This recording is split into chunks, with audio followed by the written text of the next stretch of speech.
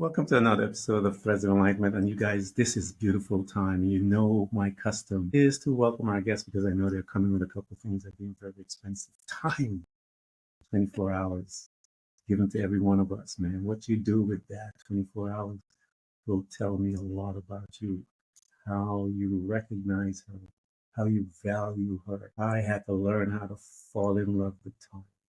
Because if you fall in love with time, it will guide everything, your relationships with yourself, your relationship with everyone else. I'm telling you, I want to invite you guys to learn and value time. The other is the journey.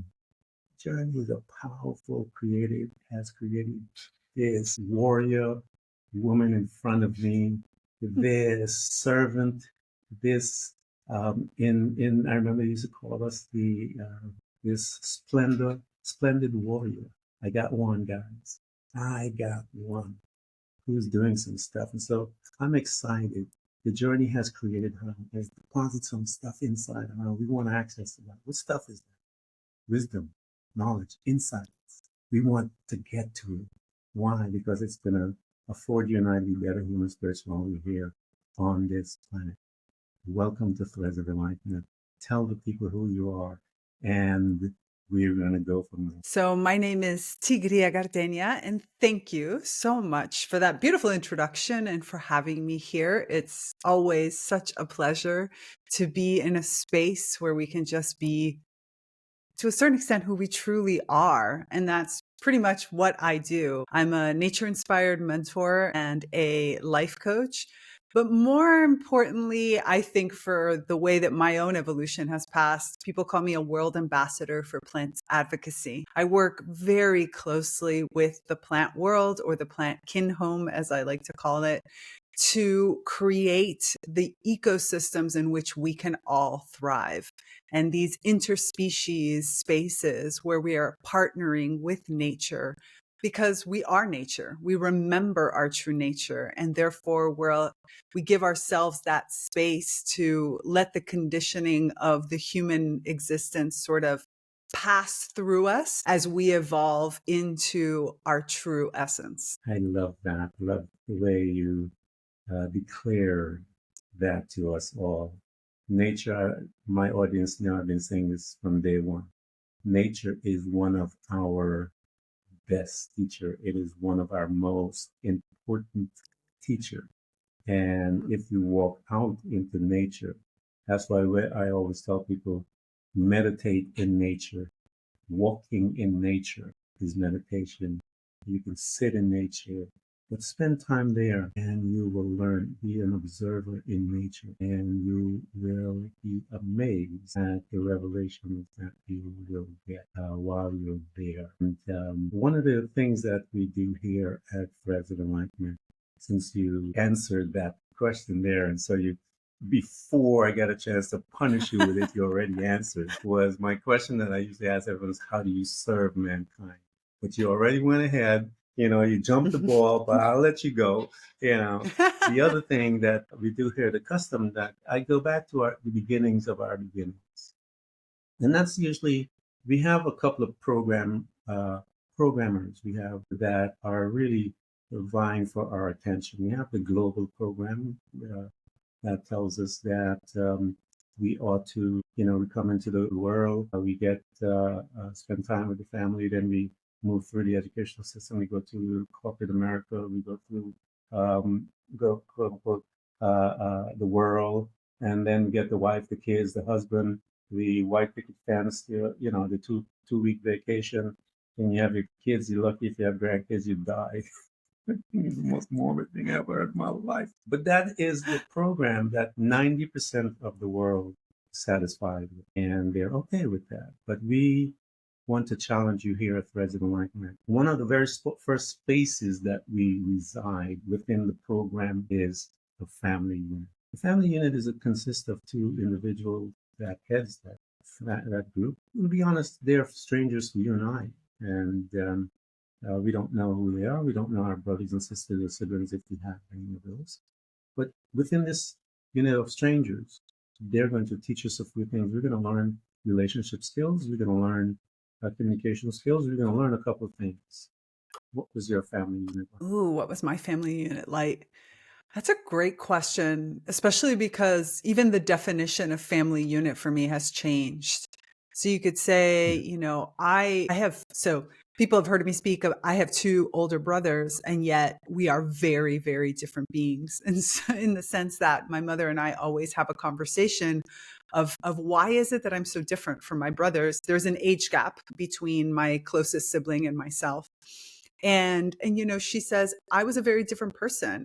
I raised you differently to a certain extent than the way that I raised your brothers, because my mother divorced in the period when I was young, and so I didn't grow up really with a father in my life the way my brothers did. It's just a very different situation. And I have to say that it's been a journey of understanding the definition of the word family, Mhm. especially because I live in community now, and I've been living in community for almost 15 years. And I went from kind of a only child, because again, I Mhm. have siblings, but they were so much older than I was that I grew up kind of with my mother, to thrust into the traditional lifestyle of husband, wife. My husband had children, and so that family unit. And so it went from one type of family to another type of family, to then when I left that situation and changed my life, to a journey of exploration of what is family, Yeah. especially because is there really a difference between chosen family and blood family, and what does that difference look like? And especially because my family is on one side very, very small in the sense of those of us that are close, and then when you look at it through other eyes, my father, for example, had many siblings that he never knew, long story, and so Mhm. therefore it's a bigger family, but we never interacted with any of those. So none of those, except for maybe one, is like part of my immediate family. So in some ways, you could say that part of my journey has been a journey of redefining family through that optics of relationships, and Yeah. expanding the definition of relationships to not just be blood or people I see every day or not, but that family becomes the interactions that you have, the experiences that you share, especially living in community where we call ourselves brothers and sisters and we think of ourselves as chosen brothers and sisters, and even living in multiple types of house dynamics where we live in shared homes in Damanhur where I've had up to 30 people in one house and as small as 11. And, Yeah. what are the relationships? In some, it's like you have a mother and father type figure, and it's a bunch of like siblings. In others, we're all kind of cousins together. And it's been this beautiful journey of allowing family to develop through the relationship rather than letting the terminology define the relationship. Hopefully that makes sense. So for me, family is actually a choice. It's Mhm. I want to interact with you. I want to bring you into my life, and I want to share my life with you in a way that goes deeper. And that even if I don't see you Yeah. for, a year or 2 years or whatever, that doesn't change our bond. And it allows me to completely enjoy or live the relationship that we do have based on what is created. For example, I'm having a resurgence with one of my brothers who, for many years, even though he and I were always kind of like close at a level that is hard to explain, we used to say we're twins 10 years apart. And Mhm. only in the last few years have we really been able to rebond in a way that we had when we were young. And so to relive that type of relationship. So I think Yeah. the most important aspect is giving ourselves that space to let family ties develop in whatever way that they develop. Yeah. The definition of family, when most of us, we are using the general um, global definition of it, meaning that you have the husband and wife and the kids. And as society is moving and evolving, if you will, that definition is also shifting and moving. because even back before modern family, back in the nomadic days, the family was bigger than that. You had the concubines, you had all the other family, and so it was a different model back Right. then than it is in modern day times. But as you said, it depends on many different things. But talk to me as to, you said mom brought you up differently because of an incident that happened within the family. And that differently that she brought you up was, how was that different? Did she focus more? What did that mean to you when she explained that? How was your bringing up different than the brothers when to the absentee father? Yeah, I think the biggest difference is that in my case, so my mother and I, obviously being the youngest, my mother had me a little bit older in life. So she Mm-hmm. herself had experiences that she didn't have, obviously, with my brothers. She also was forging her own identity. As Yeah. many women of that generation, you go from being a daughter, even though she was very independent, because my whole family situation was like my mother's parents moved out of the country that she was living in. We're Cuban, and my grandparents had gone to Venezuela when my mother was still in her teens. So she was raised independent yet in family. And Yeah. so that gave her, but then she moved into the married life and the whole situation of raising family, kind of a little bit non-traditional yet traditional as immigrants into the United States. But by Mm-hmm. the time I came around, and especially, by the time the divorce happened and I was in my tween ages, she and I formed a different form of relationship that was, as she always says, I'm not your friend, I'm your mother. And Mm-hmm. at the same time, we could always talk things through. So I think the Mm-hmm. biggest difference was that if I did something, for example, wrong or against the rules, where in a situation with where both of my parents were together, my father was the traditional, let me blow up and make a big fuss about it and kind of trying to be the disciplinarian that he really wasn't and stuff. Instead, with my mother, she and I would sit down and she would be like, okay, you've broken curfew. And I just want you to understand what happens when you do that. She's like, Yeah. I stay up because I start to worry. I start to think something happened to you, blah, blah, blah. And she would walk me through her side of it from the perspective of it's not just there are consequences to what you do, there are implications to what you Yeah. do. And so, therefore, she and I could have that type of relationship where in the end, I still got punished. Mm-hmm. Most of the time I punished myself because I Yeah. understood that what I had done had an effect on her. And so Yeah. our relationship was very much tied to those types of understanding. We leaned on each, and while I never was her support system in relation to her emotional state, because she knew better, like I'm the daughter, she doesn't Mm-hmm. have to burden me with those types of things. But we leaned on each other for the house. We leaned on each other for other aspects. And like I said, she always gave me her opinion. She always said, I'm your mother, but I do want you to understand where I'm coming from. And I think that Yeah. changed because rather than feeling like things were imposed on me, I felt like my mother had her point of view. And I could sometimes influence that. Like maybe I Mm-hmm. would say, oh, but you haven't seen this side of it. And she was like, you're right. And so we could discuss things. And there were some times where she said, even if your point of view is different, I'm the mother. So that Mm-hmm. means you have to listen to me. So I think that that was one of the biggest differences is that relation that has permeated throughout our entire lives. I mean, I still speak to my mother, even though she's in another country, Yeah. multiple times a week. And we still have those types of discussions where it's very clear that she's still the mother figure. And at the same time, there is a base level of respect for one another. That wasn't always easy because, like I said, there's generational changes because of the age that she was when she had me.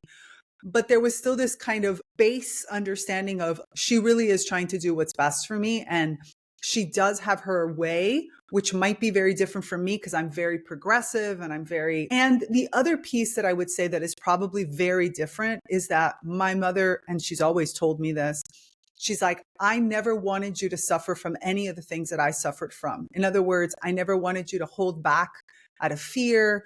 I never wanted you to feel like you couldn't accomplish something. I could tell you, she would share her fears, but she wouldn't apply them to me, especially when I was younger. And so therefore she was like, I wanted you to be able to do all the things that I never did. And not by her forcing me, but by her just giving me the opportunity and I could choose it. Yeah, I wanted to flush that out of you when you had said that, because I did something similar with my kids when we went through the divorce. I would sit them down and recognize because what happened after my divorce, I started going through my journey. And as I began to learn things within that framework, I began to bring it to them and make them aware that this is something that, because those things that I was finding out was new. And I was like, hey guys, this is something that I'm learning about me. This is something you need to be aware of. And when I found out certain things that I was doing with my parents, I would tell them, hey, I don't want you to do this with me. And so Right. they were walking through with me. And so that's why kind of from when you said that, it kind of reminded me of my sons and I. And that's why I wanted to flush that out to see if there was something similar. And that's why I asked that question. What do you mean by that? And I saw from your conversation and explanation, I could see the effect that it did for you, because it made them, as they were telling me, it said it made them think a little more about their actions and what they did. As you're moving through life, and you still have to do your thing, you got to live your life and find your way, if you will. In high school, what was your relationship to others, your relationship with your mom and to others as you were forming you're developing your communication skills with mom and so forth and dad? What was your communication skills with others and outside of mom and dad? So it's kind of a mixed bag and kind of isn't, in the sense that on the one side, I've always been, so I use the term deep pattern, which is an element of nature. It's often used in biomimicry when you're doing social innovation, is the idea of every kind of being has their own pattern that they always express. From an esoteric side, where I study now, we call it your archetype. It's something that follows your soul's journey. And it's a way that you always express yourself. In my case, I'm a bridge. So that has meant that I've always been a little bit of, it's really weird. It's kind of like saying I'm an authentic chameleon, in the sense that I have always been able to adapt to many different types of groups. So I never had that one group I hung out with. I was in AP classes and taking, advanced mathematics and kind of on the nerdy side. And at the same time, I was a heavy metal kid that hung out with, the rock and rollers and was going to the talent shows and doing these things. And then I had a period where I was doing some sports. Like I've always been I was a dancer. I did theater. I was always a multi-potentialite or a multi-passionate person. And so on the one hand, when I was younger, unfortunately, which is probably why I'm so passionate about helping people that are multi-passionate today and neurodivergent, is the fact that I got lucky that my bridging archetype and my communication skills, although they had a long period of being very destructive, which is something I actually talked about on my podcast recently, of like, I have a very strong dominant personality that is a critic. And it's only been in the last, 10 years of my life that I have understood the power and the beauty of that critic. But when I was younger, it created a lot of harm. Anyways, but the point being, because I did have strong, kind of communication, and because I was genuine in my jumping around from group to group, I could integrate into multiple groups. But it also means that you don't have a group. In other words, you feel like you have no one. You feel very alone in a lot of ways, because society tries to tell you, wrongfully so, in my opinion, that you're supposed to have one thing, one focus, one passion, one way of expressing. And when you have multiples and you're sort of told, why are you jumping around? You feel very alone. It wasn't until much later in my journey when I was probably in my 30s that I started to understand that my ability to jump around was actually a strength. And that the way I was using it was actually always to bridge worlds, and that I was actually coming together. But when you're in high school, you just feel like you dabble a little bit in here and dabble a little bit in there. And you're not 100% sure if you feel accepted because you're not really one of them, but you're not one of them. And so it created a lot of moments of probably tension where I would be in a moment and feel fantastic. And then I would switch and I would feel alone because you didn't have that like one circle of friends that you could call on for anything. My circle changed constantly. That being said, some of my, I have a few of my friends that are still some of my closest friends today at almost that familial level that we're talking about, where I could go 10 years without talking to them. And then when I do meet up with them, there's that very small group of them that it's like, oh my goodness, a part of me is filled because you are that chosen family that we found each other way back when. So I would say that high school had its moments of being extremely enriching because I love learning and I really tried to take advantage of as much as I could that my school could offer me. I also got myself into lots of trouble and tried to revolutionize my school, which was very interesting, especially since it was a very large school. And at the same time, very lonely because the outside society tries to say either you're in one group or you're nobody.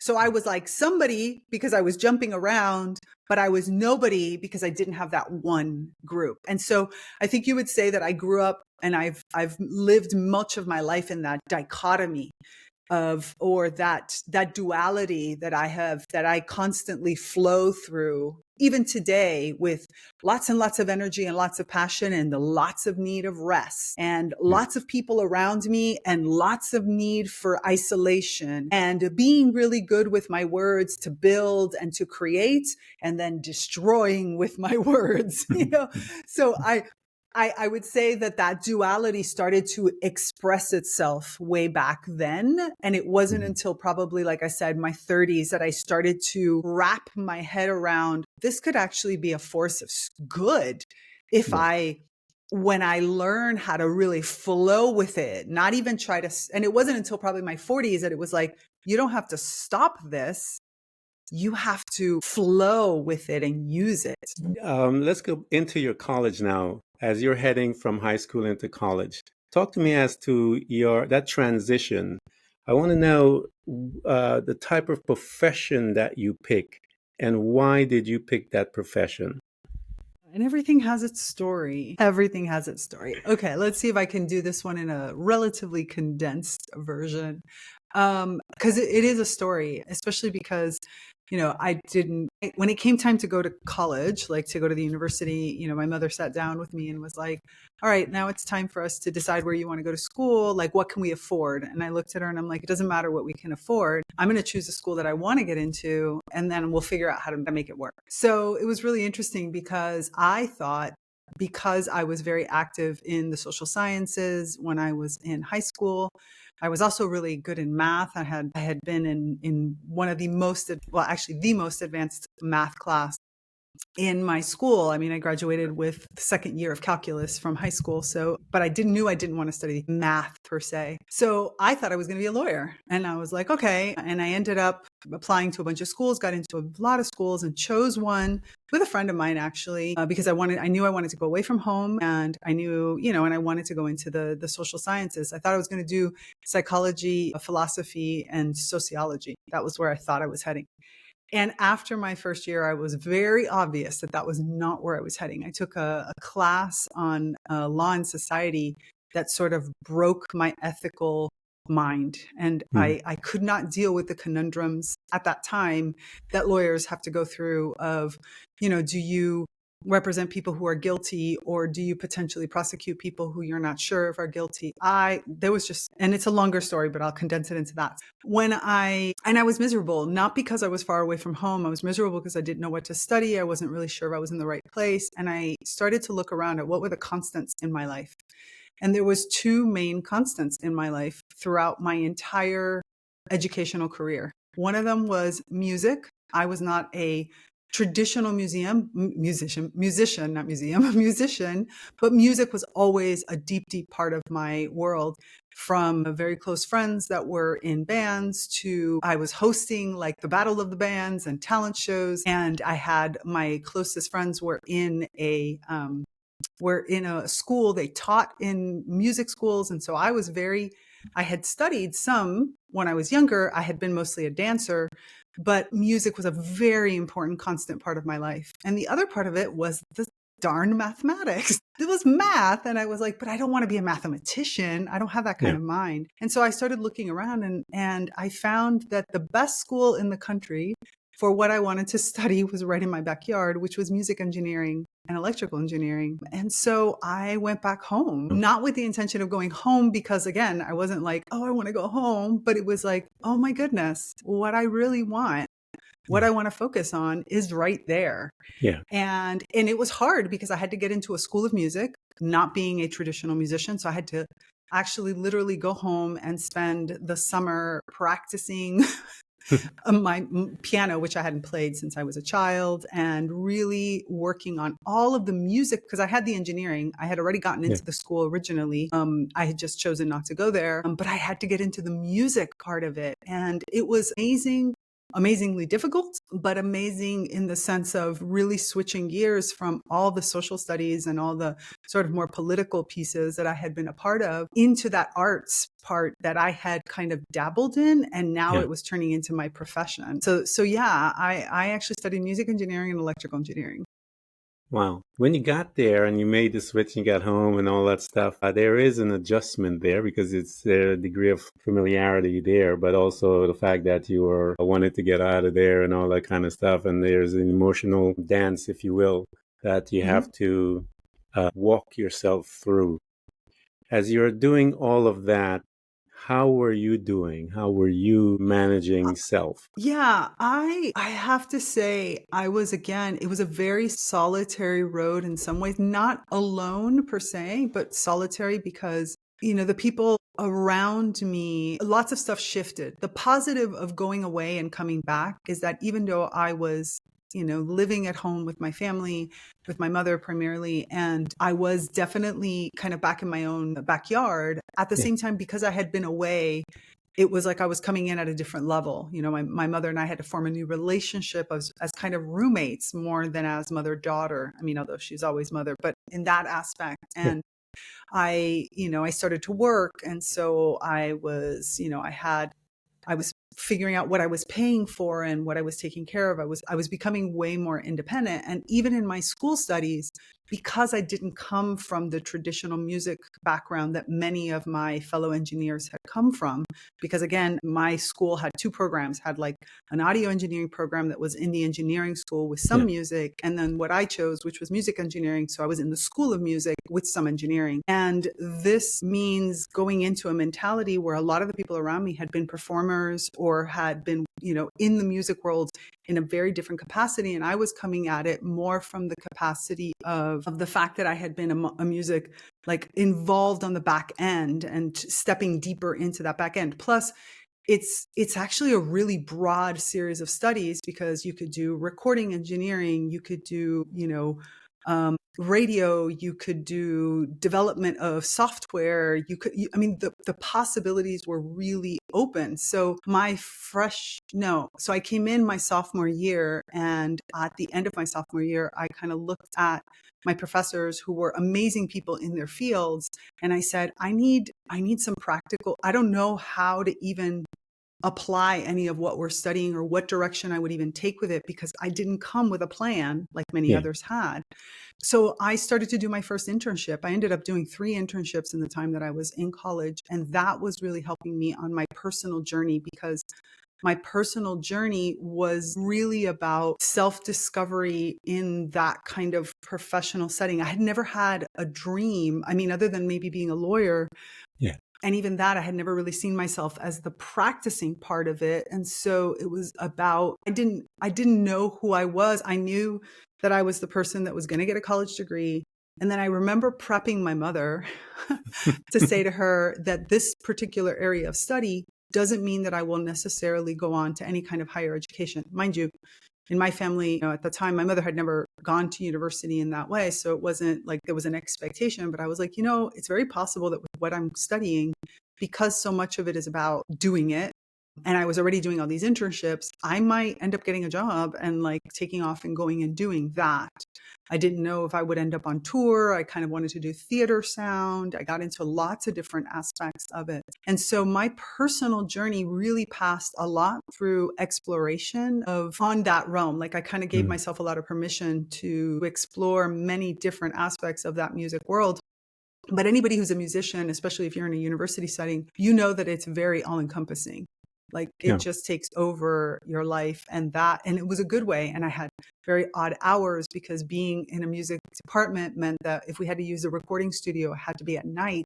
So I would sleep, I would find myself sleeping in little corners of the university and such. And I got very lucky in that I had a small core group of friends that were studying lots of different things too themselves. And so some weren't even studying at all. And that allowed me to sort of have this inner world of, the university and everybody I was meeting there who were mostly people from out of town and all these different aspects, and yet still have a familiarity of what was going on, like of my own kind of inner circle. But it was very mixed. I had nothing. I had no one foundation, no one anchor thing that said, oh, this is who I am today. Yeah, it's an interesting music world is an interesting place to grow up, if you will, to get a chance to dabble in, because there's such a big variety of people tastes. It's really interesting because I love music and I've done some stuff there as well. So, but to be exposed to all the tech stuff is really, here's this girl and started as her thing was lawyer and then totally different. Yep. That's impressive. And the fact that I'm sure the internship gave you a tremendous amount of insight into human behavior, because you get a chance to see so much within the realm of quote unquote the music world and then the technical piece as well. You get to see some different arrays of behavior, if you will, because I know how musicians can be and how the tech folks can be as far as the preciseness that a musician wants and he hears and she hears and all this type of stuff. There's some big egos there, if you will, as you're moving through life and you're getting older, and you're making some money and you have your own, as they say, we're becoming adults, and then we're going to step out on our own as we're becoming adults. As you're becoming an adult, and what was your future plan for your life? As people will say, when you're like in that particular field you're looking at there and you're thinking to yourself, I don't know if I belong in here. Were you having any kind of thoughts like that as you were hanging around with all these musicians and engineer type people and stuff like that? Oh, absolutely. Especially because, again, it's this, especially with the way the school was structured at that time. Besides the fact that it was one of the first times in my life that I started to recognize the fact of I'm a woman in a male dominated field. I mean, in my graduating class of my particular major, there was only me and one other girl. Like there was very few women, and it was a very competitive program. Lots of people would come in every year and lots of people would drop out every year. And then there was this wide open field. Like I said, my internships I worked with REM when they were recording the Monster album. So I was in a recording studio. And so I got to experience that whole world of egos and of not REM. They didn't have egos. They were great, actually, but of other people. Yeah. In a very, very important recording studio at the time in South Florida. I also got to spend time in the radio setting. And then I also worked in a management of a band. Plus, in this time, I started to kind of gig and I would take small, like, live sound gigs, which is what I thought I was going to go into, live sound and recording and theater. Those were the two kind of areas that I thought I was going to be going into. And in the end, I went in a completely different field.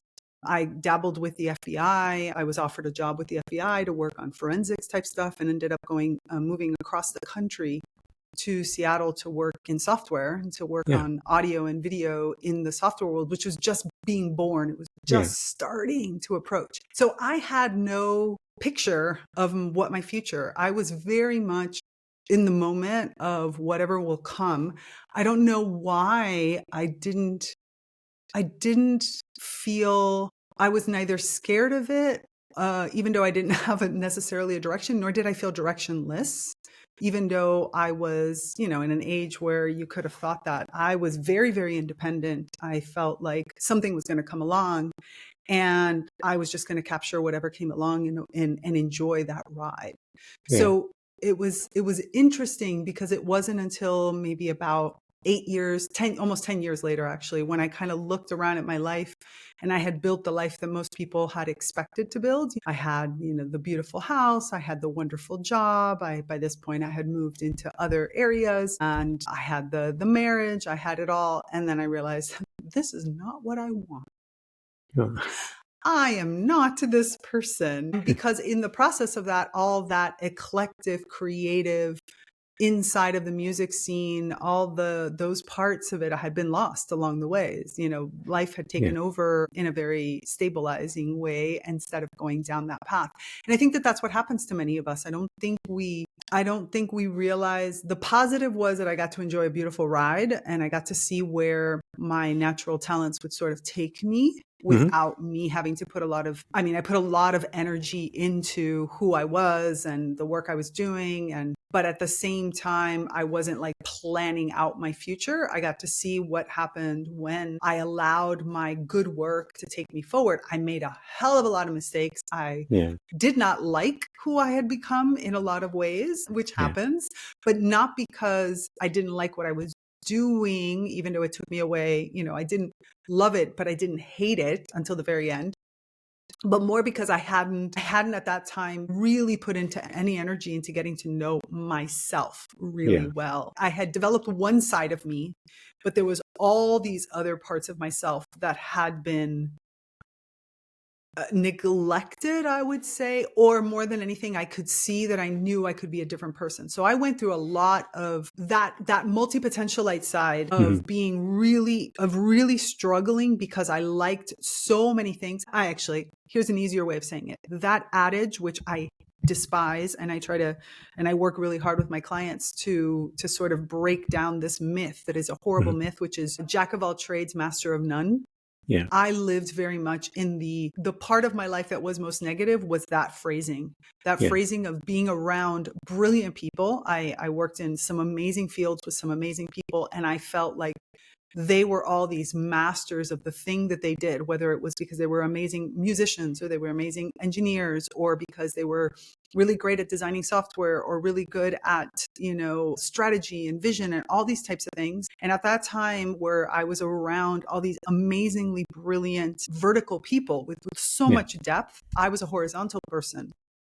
I was somebody that could do a little bit of everything with, unfortunately, a bit of a bit of non-developed personal things that I had to work through. But that horizontal it wasn't valued. It wasn't seen as a master of the horizontal. At the time, it was seen as you dabble in a lot of stuff. Yeah. And I really struggled right there because my identity got lost, because my identity could be really amazing when I was with a bunch of musicians and I was like, oh, okay, I'm in the music world. I'm a musician. I'm a back behind the scenes type of person. I make all this stuff happen. And then when I was in software, I was like, oh, I'm really great at like making software happen and all these things. But it was always using skill sets that it wasn't until much later than I realized that they were the same skill sets applied in different ways through all of these different passions. But there, in that work, in these different areas of work, there was no respect. And there still isn't, I think. And this is something, again, that I help a lot of my clients find. There's no respect or awe and wonder at, hey, holy crap, how do you hold all of this together?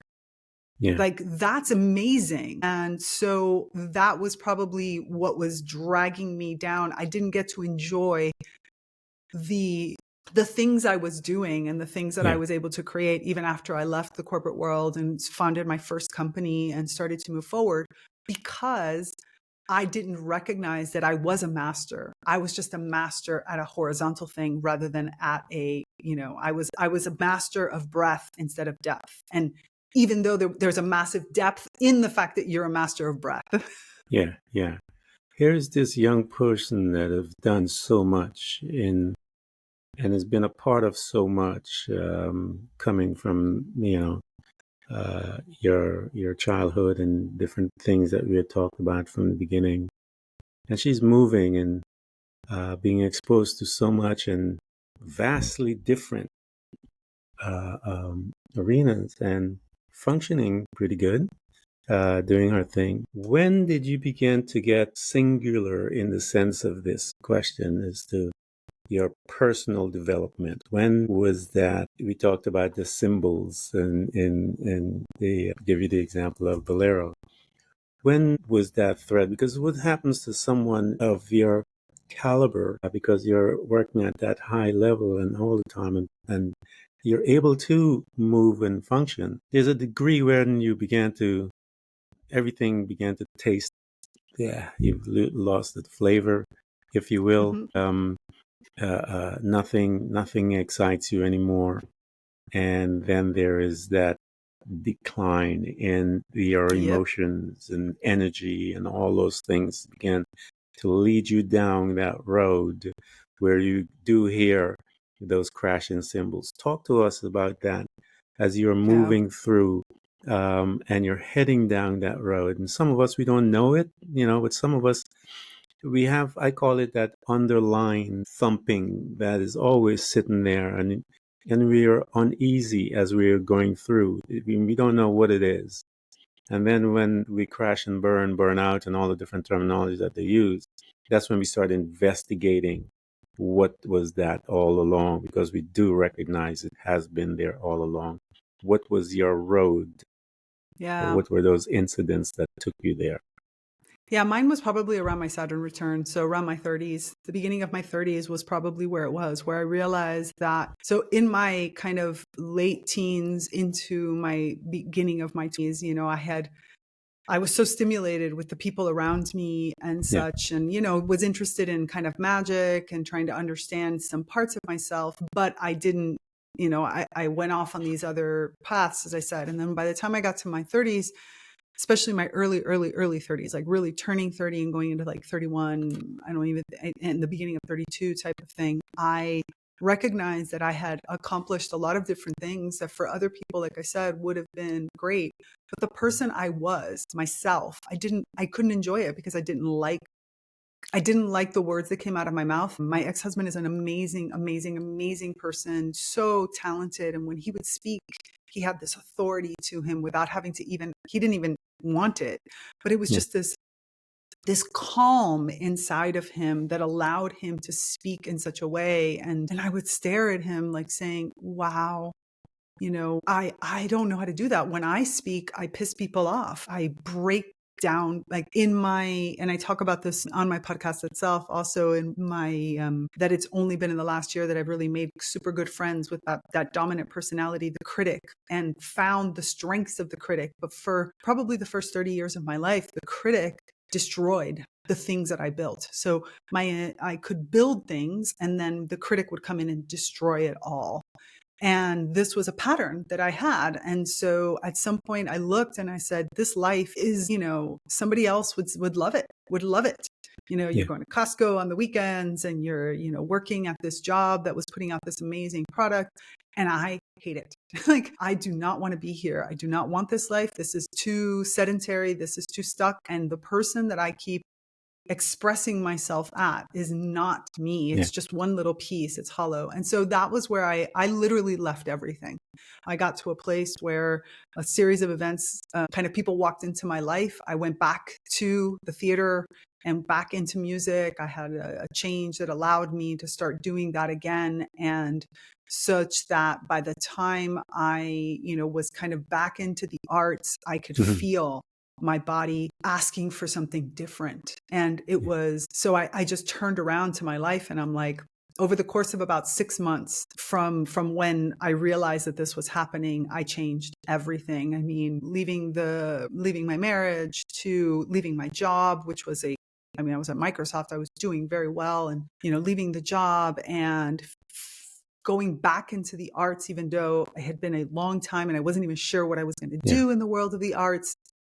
And then being connected to a whole group of people that were on a path connected to a mystery school that opened me back up to the magic that I had experienced very lightly in my early 20s and in my late teens, but I had kind of left behind. I started to study the Kabbalah, which had been one of those words that just would resonate inside of me, but I couldn't figure out why. And I would check out a book from the library, and I knew it was a piece of me, but I wasn't ready for it. And so over the course of probably about 2 years, all of these opportunities to experience this other world. In other words, what I realized in that time is that I had gone the safe route.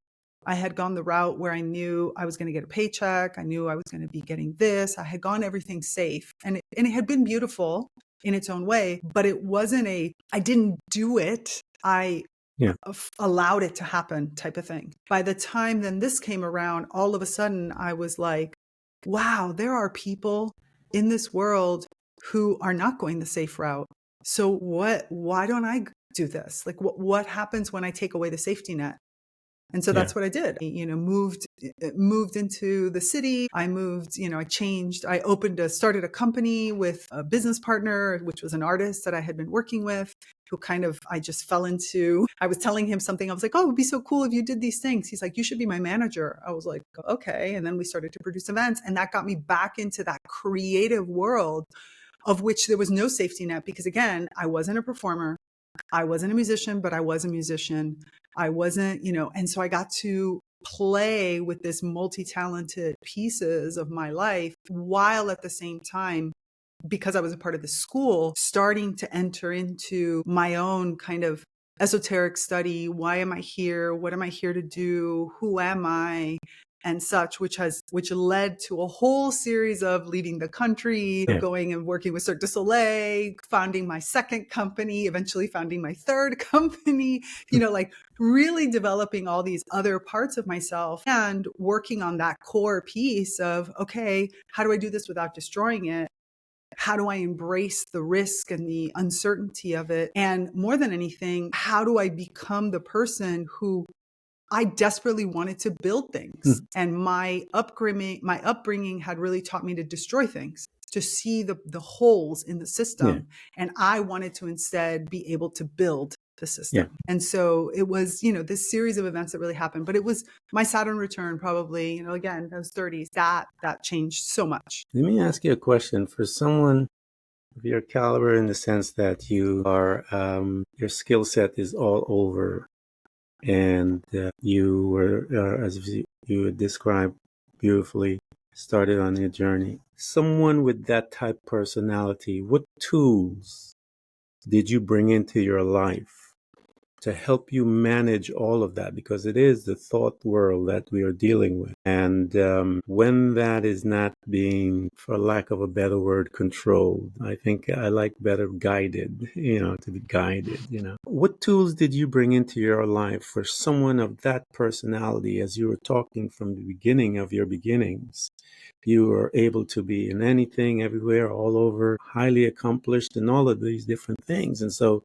as you are becoming singular, in the sense of heading towards a spiritual growth, what tools did you bring in to help you? Yeah. So I have to say that the thing that probably changed my life the most, in the sense that, or let me rephrase this, going to your question specifically, the realization that took me from walking a path, because I had been already on a spiritual path by the time this realization came, or this connection came, to actually being consciously aware of the steps that I was taking and who I am and how to move and other things, was really that my plant reawakening, in the sense that for those from that 30 to about 40, well, actually a little bit less, right? Basically in the early 30s, I started to study. I started to get back into the esoteric part of my life, understanding the way that energy flows, the different aspects, especially from a Kabbalistic perspective, working with, the Sephirah.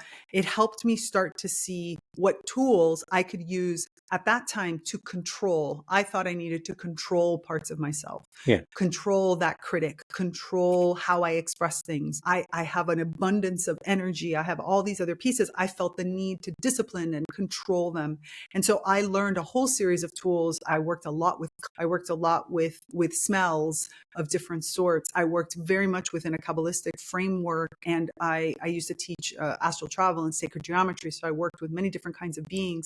I kind of went down this path, but in reality, I was learning all these pieces, and then I was learning how to control them inside of me. And I thought that that was the way that it was supposed to be done until I started working with plants. When my plant reawakening started, when I first started to communicate and connect with plants, all of a sudden, and I talk about this a lot in my own podcast, like I said, because it was so life-changing of sitting in a forest in the Sacred Woods Temple of Damanhur and looking out and hearing from the beings of the forest. Look around. Everything here, even what you think of as waste or a byproduct or something that needs to be eliminated, gets used. Everything. There is no such thing as a dump for the plant world. We don't throw anything away. Therefore, all these things that in this world you've been trying to control, to limit, to eliminate, to transform is not the way that it works in nature. Nature uses everything. You have to flip the story. You have to learn how to use it all. How much, when, and in what way. When you learn how to do that, everything you have, all of those ideas and thoughts and talents and skills and passions will all become something you use to create the ecosystem of your life. And that ecosystem will be in whatever direction you want it to be. And that was it. That was probably the singular most transformative or evolutive, really, because I evolved to a whole new level in that, which was, oh my goodness, I have spent so much of my life controlling myself, holding back who I was, going back from that ballerina, the idea of point your toes and stiffen up and hold it in to be tall and strong. And instead, nature is about flexibility. Nature is about pulling out the piece that is most useful in that moment, because life is constantly changing, right? You don't know if strong winds are going to come or fire or rain. You don't know what's coming around the corner. And therefore, you need to be able to understand all of those talents. All that jack of all trades is actually master of all. You learn that, sure, I might have some stuff I'm better at or others. I don't have any problem with calling in an expert, because for sure there's other people. But I also know that if I was put on this planet, I incarnated with this whole series of talents or this whole series of abilities. It has to be for a reason, even if that ability is to be really good at cussing somebody out. There's got to be a reason or a place where that becomes useful. I'm not, by the way, I'm not a big cussing people out type of person, but it just came to me. Like, that critic is useful if I put the critic in the right place. If I'm given a business plan and I look at it from a place of curiosity and excitement, and I see a bunch of holes, my critic, who can look at all those like gaps and problems, can express that in a way that is about, how do I make this better? Rather than if I'm led by judgment, or if I'm led by, I think I'm better than you, then of course it's going to be destructive. So it's about looking at what is the most useful part of yourself in the moment that you're in, and allowing yourself to truly believe that everything can be useful when you pick the right moment to use it. That is, I always tell people, nature is one of the best teachers out there. We just have to learn how to partner with nature. And from the lessons, every book, religious books that I've ever picked up, always point people to nature. Exactly. And the ants and the wisdom of the ants and all these different things. There's a book that I read that talked about the plants. There's a book out there that was given to, I think, Seth. Some book I read, it may have been in the book of Jubilees, I believe, where the angels gave him a book. And it's on this planet, but we don't know where it is, with all of the herbs and combination of herbs to heal every single disease known to man. One of these days we'll find it, man. And I know there are a lot of people looking for it. So how did this revelation and all of these things begin to put and being shown to you and used as your teacher guided you now? Because we talk about on the onset of becoming a servant and how that is such an important part of one's journey as we're moving in our life. And that's where some good stuff resides.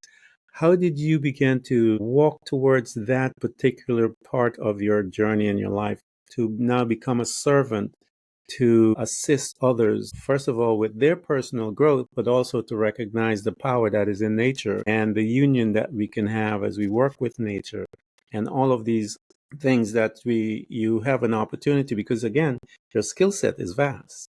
And how do you able to marry all of it together, synergize it to assist individuals to see the greatness of themselves with such depth? Yeah, it's a really great question. I think in some ways, I think one positive was that I always kind of knew I was here to assist others. I used to say for a long time, my personal motto was, I'm here to make the dreams of others come true.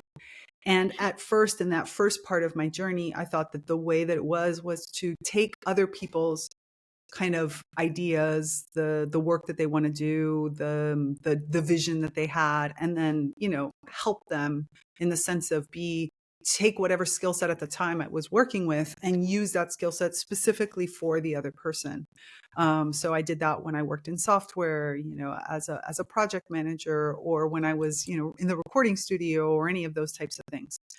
And so it was very much somebody else has a vision, because I'm not a visionary at that time. And that was another interesting kind of shift. I felt very much that shift that happens around your 40s, where you become more your rising sign instead of your solar sign. And there's a flip that happens there. And I found that very much to be the case, where I started to see how things come together. I think you would say that my service became from a passive service. I am a passive vehicle that uses and does whatever it is that you need, to active service, to I take and put my talents to use on your behalf. And I look for what it is that you actually need, but it still is a product. Not product, that's not the right word, but it is still my talents. And I think the unifying factor that helped me get there was the word curiosity. That awe, that wonder that comes from nature. Nature naturally, for lack of a better way of saying it, it induces awe and wonder. It's been scientifically proven. It's one of the big areas of study actually in science. Is the reason we're more altruistic in nature, the reason we're more confident in nature, the reason we are actually more cooperative in nature, is because it instills in us this idea of awe and wonder, because it is kind of such a reflection of who we are, and yet it is so perfect that I'm not blinded by my own conditioning. And so that awe and wonder led me to feel this natural confidence that I probably didn't have before, and took me through a journey of oh, my skill sets matter. And therefore, I don't need to put them aside to make somebody else's dreams come true. It's the complete opposite. I need to put them into that service. My service is not just that I do whatever it is that you want. My service is that I partner with you. I help support you. I do that. So that, and then I'm curious, what is leading you towards the things that you are? How do we expand the vision? How can my experience help you see with greater precision? So I don't have to tell you what to do. I don't have to, as a matter of fact, I used to teach a lot more than I do now, because I find that my skill set is much better at helping you integrate the wisdom that you have. That might mean I might share with you some piece of knowledge that I have, but that doesn't mean I have to tell you what to do. And that's probably the biggest thing that shifted. My talents became at the service of people, rather than just my time being at the service of people. Yeah, we're going to provide all the links. You guys need to get there. I'm sure that as you are listening to our conversation, that you can see the passion. And passion is very important coming from someone, because we've gone through much, and that means they have learned much. They have much that was deposited in them, trusted They were given data that they were trusted with in order for them to reach back and assist you from where you're at and move you through. And that's the beauty of a servant.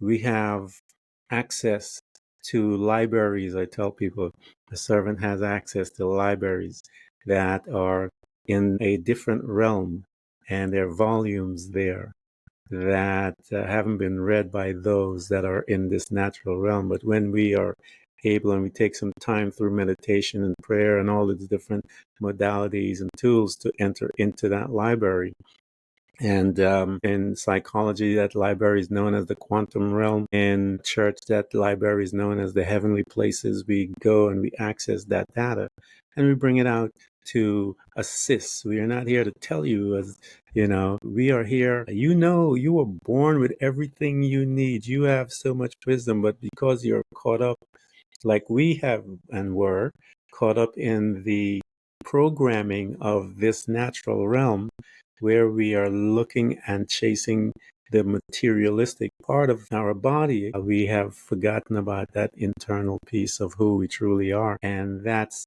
who we have in this powerful being. I told you guys from the intro, I'm just amazed at the amount of work that she has accomplished in such a short time.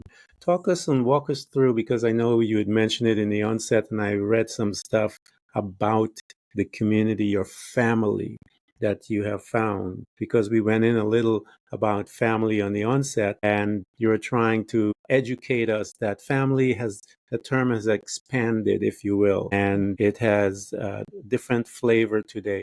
Talk to us about your extended family and your growing family that you're a part of. And I know that those that are listening to us, again, I'm going to provide everything so you guys can get the information that you need. Go ahead and tell us a little about this beautiful family of yours. Yeah, my ever expanding family, which is awesome.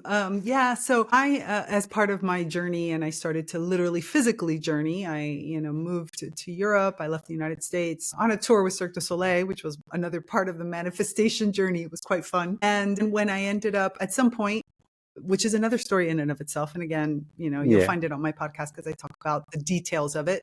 But I ended up in Damanhur, and Damanhur is one of the largest spiritual communities. It's located in northern Italy. It was a very much chance encounter. It was not something I was expecting, but it was interesting because when I got here, often people ask me, why did you stay? This is a community. It's an esoteric community. It's also a physical community. It has a lot of amazing aspects. The underground temples of humankind, which are considered kind of like, the eighth wonder of the world or the first wonder of the new world, depending on how you look at it. There are these, underground cathedrals that you can't imagine that we, because I say now we, because I've been living here for almost 15 years, built them. But the thing that I always tell everybody is before I got here, I had been a very active magician. I was, I was teaching, I was doing a lot of different ritual work, and I was a Kabbalist and all these different pieces. But when I got to Damanhur, I did not realize that what I was missing was the community aspect. The idea of a group of people, which I had a little bit in the United States at the very end before I left, but the having a group of people who choose to come together for a joint mission to, in our case, the reawakening of the human, kind of the reawakening of humanity is our biggest mission. We have a specific part that we play in what we consider to be this global mission that so many other people are working on. And to have a place where you are working simultaneously on your spiritual development, which so many people are doing, and also your personal development, because these mirrors are in front of you. I mean, I literally lived in houses. I've lived in multiple, what we call nucleos, which are shared houses, some of which, one of them was 31 people. When you have 31 aunts, uncles, brothers, sisters, mothers, fathers, and all these things under the same roof, somebody is going to touch your buttons, and that button is the thing you have to work on. And it's really about accelerating our evolution because we're in the thick of it. And our entire lives are surrounding around the idea that this is what a spiritual society looks like. This is what it looks like when I choose that my work and we work some people work inside of the community and outside of the community. So, but the point is that all of my studies, I have to apply them. I don't just go and I take a course over the weekend. I am literally learning on a regular basis, and I'm having to apply that in order to get our mission done. So I have to develop my life purpose, and I have to help you develop your life purpose, because either we all get there, and we believe this for all of humanity, either we all get there or none of us get there. So it's not a matter of like, I can just go off in a corner and work on myself. And it's like, yes, I have to do that. And then I got to come back and I got to integrate everything that I just learned into where I am. And then I have to exemplify that, be that in everything I do, because my hope is that that will connect with what other people are doing and it'll have a ripple effect across humanity. I don't need everybody to be Damanhurian. I just need everybody to develop their own thing. And so the idea of living with people who are on that same path, who are working on this in many different realms. Because like for mine, it's the specialization is connecting with the plant world. I also represent I'm kind of a liaison for all the international initiates that we have around the world and for the different locations that we have around the world. And another person might be specifically doing it from an alchemy focus. And another one is specifically doing it instead from a ancestors and generational or reincarnation focus. There's so much. Wow. And we get to put it all together, to build it all together here in Damanhur with this shared mission.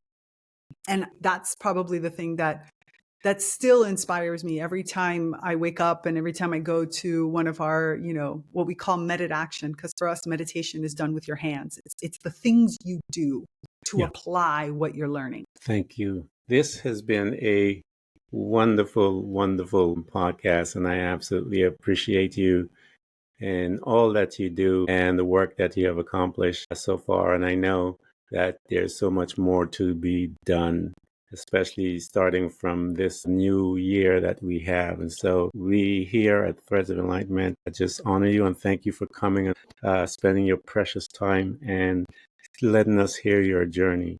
And we're going to provide everything for you guys to get to Tigrilla and get to her. And we're going to make sure that you guys have it. And we want to thank you so much for offering you to us here at Threads of Enlightenment. Thank you. Thank you. Thank you so much. This has been really a beautiful conversation. I'm so happy that we had this chance and that we were able to talk through this. It's really helpful, I think, also for people and even for myself to hear the journey, because, you take things for granted. And the beauty of reliving them in that way is that you get to glean new nuggets of knowledge from it, even for yourself, and bring it all into consciousness and kind of say, this is where I am. This is what I've come through, and this is what I've acquired in that way. So thank you so much for doing this. And I'm sure that your audience appreciates the fact that you help so many different people kind of share that knowledge and that wisdom of that journey. Thank you so much. Thank you.